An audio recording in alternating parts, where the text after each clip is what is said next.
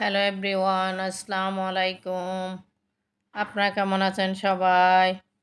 আমরা সবাই আলহামদুলিল্লাহ আল্লাহর রহমতে আপনাদের দোয়ায় ইনশাআল্লাহ ভালো আছি। আপনারা কেমন আছেন সেটা আমাকে কমেন্টে জানাতে পারেন। এটা হচ্ছে আজকে আমি আপনাদের সামনে মালপোয়ার একটা রেসিপি শেয়ার করব। এইটা আমাদের বাসার পাশেই একটা জায়গা আছে, সেখানে ঢেঁড়স রোপণ করেছি, সেটা একটু আপনাদের দেখিয়ে দিলাম। আর এই যে ফুলের লোক, অনেকগুলো ফুল একসাথে ফুটেছে, সেটা একটু আপনাদের দেখিয়ে দিলাম। এই যে আমার বাসার সামনে একটা জায়গা আছে, সেখানে এই যে ঢেঁড়স রোপণ করেছিলাম, কয়েকটা ঢেঁড়স ধরেছে আর কি। সেটা এতদিন আপনাদের সাথে শেয়ার করা হয় নাই, তাই একটু দেখিয়ে দিলাম। কেমন লাগছে সেটা একটু বলবেন। আর এটা হচ্ছে স্কুল থেকে, রবিবারে স্কুল থেকে আসার পথে আমি একটু ভিডিও করে নিয়েছিলাম এই সুন্দর বাড়িটা দেখে আর কি। আসার সময় আর ভিউটা অনেক সুন্দর লাগছিল, সেটা একটু ভিডিও করে নিলাম আপনাদের জন্য। আর আপনারা যারা এই মুহূর্তে আমার ভিডিওতে ক্লিক করেছেন, একটা তার লাইক দেনি, প্লিজ একটা লাইক দিয়ে ভিডিওটি কন্টিনিউ করবেন। আপনাদের একটা লাইক আমাকে অনেক বেশি অনুপ্রেরণা যোগায়। আজকে আমি আপনাদের সামনে সঠিক পরিমাণ সহ মালপোয়ার রেসিপি শেয়ার করব। এই যে আমি যে কাঁচের যে পাত্রটা নিয়েছি, এই পাত্রের মাপে 2 কাপ নিয়ে নিয়েছি ময়দা। এই যে 2 কাপ ময়দা নিয়েছি। তারপরে এই বাটির মাপের 1 কাপ সুজি নিয়ে নেব। এই যে সুজি নিয়ে নিলাম। এরপর সামান্য একটু লবণ দেব। এখানে বেশি লবণ দেওয়া যাবে না, সামান্য একটু লবণ আর মৌরি।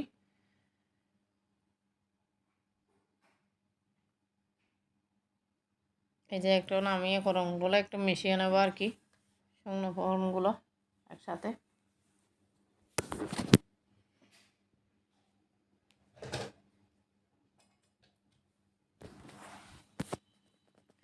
এরপর মৌরিটা দিয়ে দিয়েছি।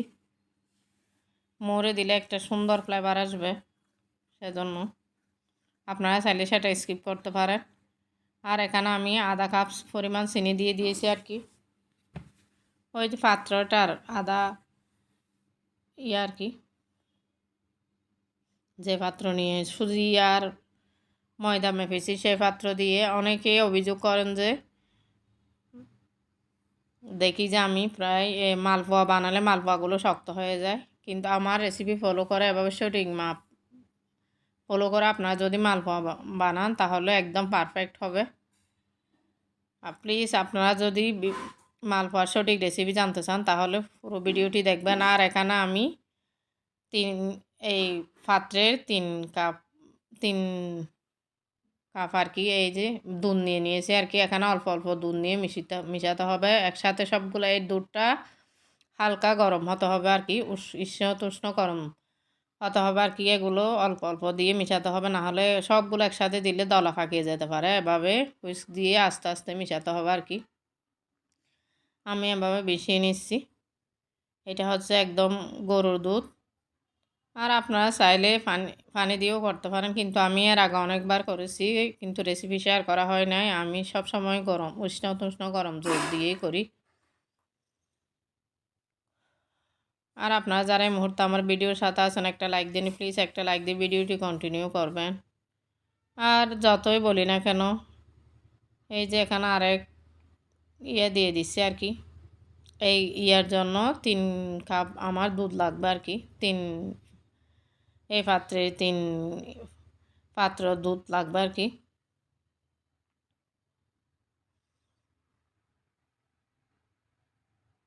আপনারা চাইলে আপনাদের বাড়িতে যেরকম পাত্র আছে সেরকম একটা পাত্রের মাপ নির্ধারণ করে সঠিকভাবে ব্যবহার করবেন আর কি। এভাবে আমি সব মিক্স করে নেব, ভালো করে মিক্স করে একটা সফট দই তৈরি করে নেব। আপনারা দেখতে থাকুন। আর দেখা যায় যে ভিডিও কেউ ফুল ওয়াচ করে না, মানে অ্যাভারেজ ডিউরেশন দেখলে বোঝা যায় 2 থেকে 3 মিনিট, 2 মিনিট না কেন যে ভিডিও ফুল ওয়াচ করেন জানি না। আমরা তো আপনাদের ভিডিও ফুল ওয়াচ করি, তাহলে কেন আমাদের ভিডিওগুলো ফুল ওয়াচ হবে না? প্লিজ ভিডিওগুলো ফুল ওয়াচ করার চেষ্টা করবেন, আর ভিডিও টেনে দেখবেন না, যতটুকু দেখবেন একাধারে দেখার চেষ্টা করবেন, তাহলে আপনার এই চ্যানেলেরও লাভ, আমার চ্যানেলেরও লাভ। এই যে এখানে আরেক কাপ দুধ এগুলোও দিয়ে দিছি। এর আগে 2 কাপ মিশিয়েছি, এখন 3 আর কি 3 বাটি, সরি কাপ বলতেছি, ওই বাটির 3 বাটি আর কি। এখানে 2 বাটি ময়দা, 1 বাটি সুজি, এখানে আর 3 বাটি দুধ, আধা কাপ চিনি। এখানে চিনি বেশি দেব না, কারণ আমি এই মালপোয়াগুলো শিরায় ডুবাবো, শিরায় ভিজাবো আর কি, সেজন্য। তাহলে বেশি যদি চিনি ব্যবহার করি অনেক বেশি মিষ্টি হয়ে যাবে। আমার মাঝে মধ্যে মিষ্টি খেতে ইচ্ছে করে আর কি, রাত্রে খাওয়ার পর মাঝে মধ্যে এরকম আর কি। আমার বাচ্চারাও মিষ্টি খেতে পছন্দ করে, তাই আমি এরকম বানিয়ে নিই আর কি। এগুলো যদি ফ্রিজে রেখে দিই তাহলে কি গরম দিয়ে খাওয়া যায়, অনেক সময় ঠান্ডা ফ্রিজ থেকে বের করে। মিষ্টি জিনিস ঠান্ডা খেলে ফ্রিজ থেকে অনেক বেশি ভালো লাগে। এই দুটা 20 মিনিট পর্যন্ত এভাবে হুইস দিয়ে ভালো করে করেন, মিক্স করে নিতে হবে। এটা বেশি শক্তও না, বেশি নরমও না, একটা মাঝামাঝি আকারের ডো হবে আর কি। এই যে ভালো করে আমি হুইস দিয়ে করেন, যে এই যে আমি কনসিস্টেন্সিটা আপনাদের সাথে দেখাচ্ছি।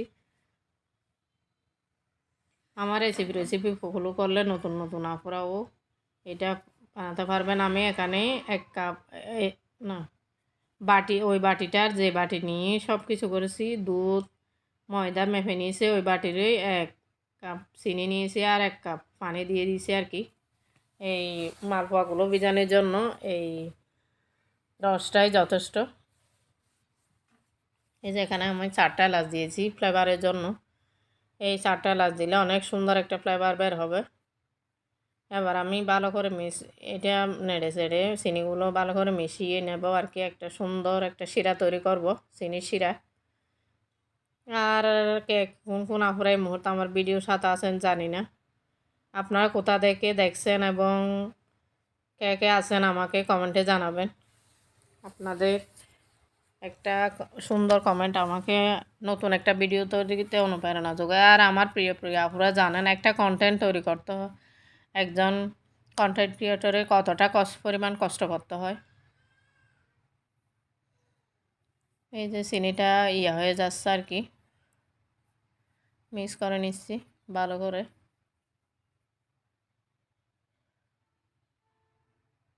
এখন চিনির মধ্যে ব্লক চলে আসছে, এই যে দেখেন একটা মানে আটা আটা আটালো একটা হবে। আর এরপর আমি গ্যাসটা বন্ধ করে দিয়েছি। এটা ঠান্ডা হওয়ার পর আরও বেশি হয়ে যাবে, ঘন হয়ে যাবে শিরাটা। তেলটা ভালো করে গরম করে নিতে হবে, না হলে ডো যেগুলা দেবো সেগুলা নিচে লেগে যাবে, কড়াইয়ের নিচে লেগে যাবে আর কি। কড়াইটা ভালো করে গরম করতে হবে। এরপর আমি 20 মিনিট রেস্টে রেখে দেওয়ার পর এখন আবার পিঠা বানানোর আগে আবারও 4-5 মিনিট একটু ফেটিয়ে নিয়েছি ভালো করে। যত বেশি ফেটাবেন তত পিঠাটা সফট হবে আর ফুলকো হবে।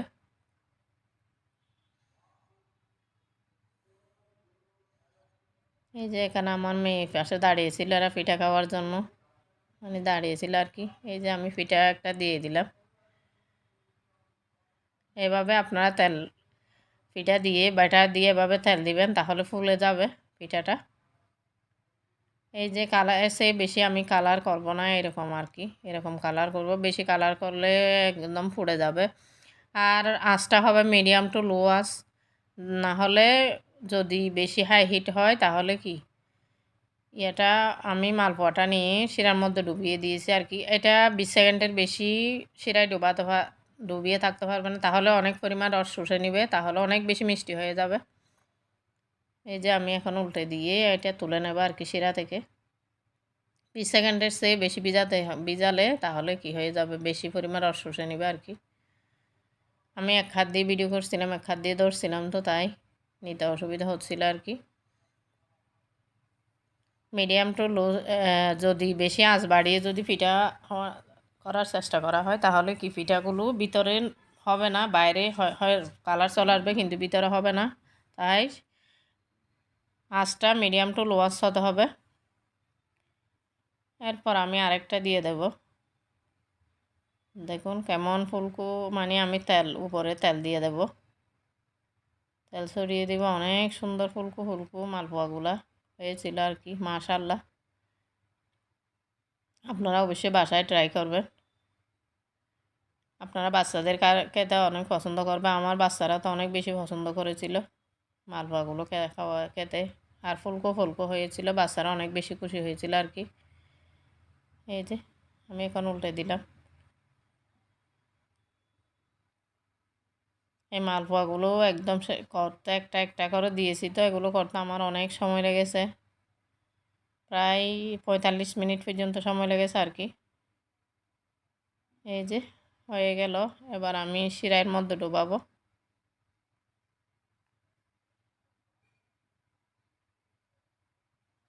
আমি উপর নিচ নেড়ে ছেড়ে দেবো আর কি, উপর নিচ করে দেবো।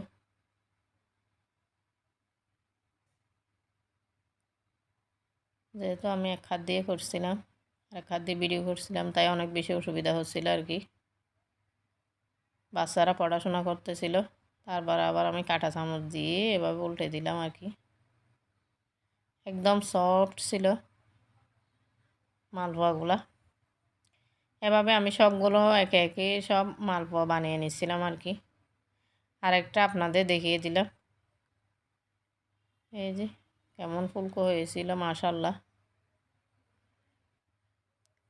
আর আমার প্রিয় প্রিয় আপুরা, এই মুহূর্তে কে কে আমার ভিডিওর সাথে আছেন জানি না। আপনারা যদি লাইক দিতে যান প্লিজ একটা লাইক দিবেন। আমার ভিডিওতে একদম লাইক কম পড়ে, কেন জানি না। আপনাদেরকে আমার হয়তো ভিডিও পছন্দ না, কেন লাইক দেন না বুঝি না। অনেকে কমেন্ট করে যায় কিন্তু লাইক দেয় না, এটা কী ধরনের বুঝি না। লাইক দিলে কি আপনাদের কোনো লাইক দিতে অসুবিধা হয়? অপরের জন্য সব সময় অপরের ভালো চাওয়া উচিত। আমরা সব সময় যদি অপরের মঙ্গল চিন্তা করি, আপনারও মঙ্গল হবে। সব সময় ইতিবাচক মানসিকতার সাথে থাকা উচিত। হয়তো অনেকে মনে করে লাইক দিয়ে দিলে আমি উপর উঠে যাব, ও পিছিয়ে যাবে, এরকম মনে করে হয়তো, তাই লাইক দেয় না। আমার তো এরকম মনে হয়, না হলে একটা লাইক দিতে এত কার্পণ্য কেন? আমি তো সবার ভিডিও ক্লিক করার সাথে সাথেই আমি লাইক দিয়ে দিই। আমার প্রিয় প্রিয় আপুরা অনেক অনেক প্রিয় আপু আছেন যারা আমার ভিডিও ফুল ওয়াচ করে, আমি এদের কমেন্ট দেখলে বুঝতে পারি। এই যে আমার সবগুলো বানানো হয়ে গেছে, দেখেন মাশাল্লাহ অনেক সুন্দর ফুলকো হয়েছে। এগুলো আমি শিরায় ডুবিয়েছি আর কি। আর বেশিক্ষণ শিরায় রাখলে তো অনেক বেশি মিষ্টি হয়ে যাবে। আপনাদের সাথে একটু ফাইনাল লুকটা একটু দেখিয়ে দিলাম কীরকম হয়েছে আর কি।